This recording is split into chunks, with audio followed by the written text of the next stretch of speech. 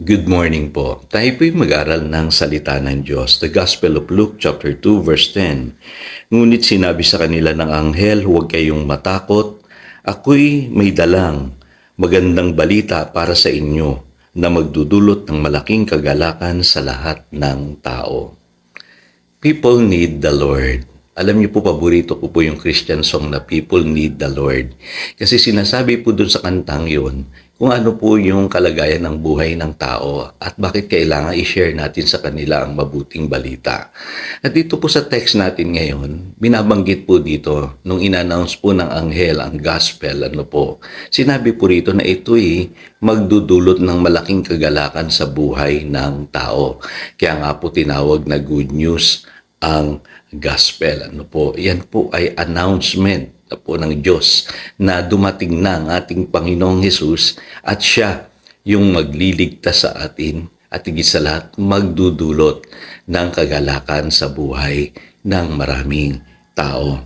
At alam niyo po, may mga tao talagang magre-reject ng gospel. Pero may mga tao po natatanggap dito. Kaya huwag tayong manghinawang. Ibahagi po ito.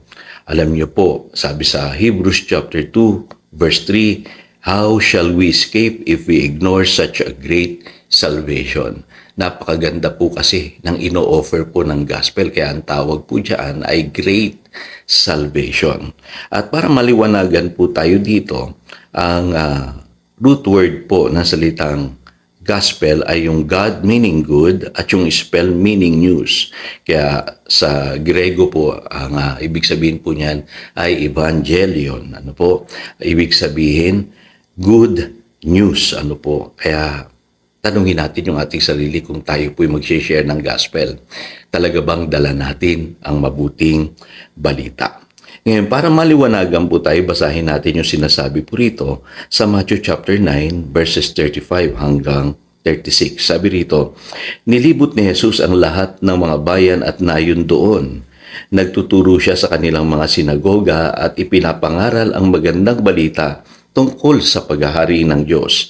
Pinagaling din niya ang lahat ng mga taong may sakit at may karamdaman. Nang makita niya ang napakaraming tao, nahabag siya sa kanila sapagkat sila'y nanlulupaypay at litong-lito parang mga tupang walang pastol. So dito tignan po ninyo kung ano ba talaga ang gospel. Unang-una po makikita ninyo na ang ating Panginoong Hesus ay nagliligtas, nagpapagaling, nagpapalaya ng buhay. Yun po ang tunay na gospel. Huwag natin babaguhin. Ibig sabihin, meron tayong mabuting Diyos, mabuting Savior at mabuting balita.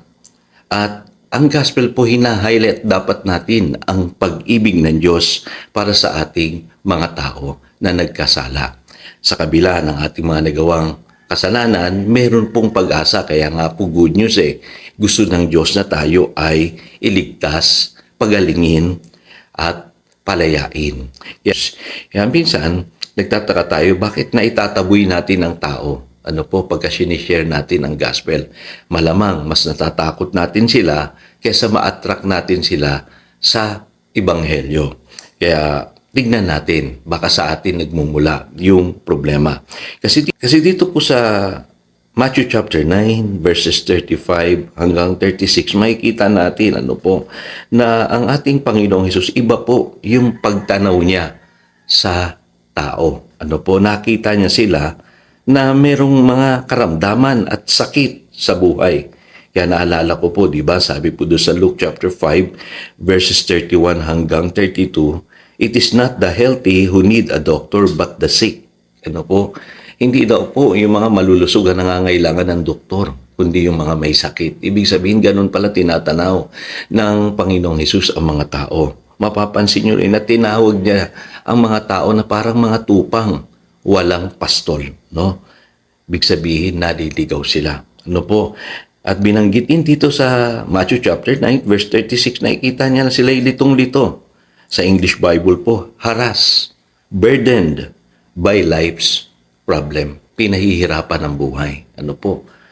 At kailangan ng guidance. Kaya kung babasahin niyo po yung Luke chapter 4 verses 18 hanggang 19, ang sabi ng Panginoong Hesus nung unang-una niyang ipahayag ang mabuting balita. Ang sabi niya, He has anointed me to preach the good news to the poor, to proclaim freedom for prisoners, to open blind eyes, and to set captives free. Alam niyo po, mabuti po ang Diyos. Kaya nga po, good news, lagi nating binabanggit yung salitang God is good. Kasi it is the goodness of God that leads people to repentance. Yung pong sinasabi ng Romans chapter 2 verse 4. Kapag naramdaman ng tao na sila'y mahal ng Diyos, sila po ay magsisisi.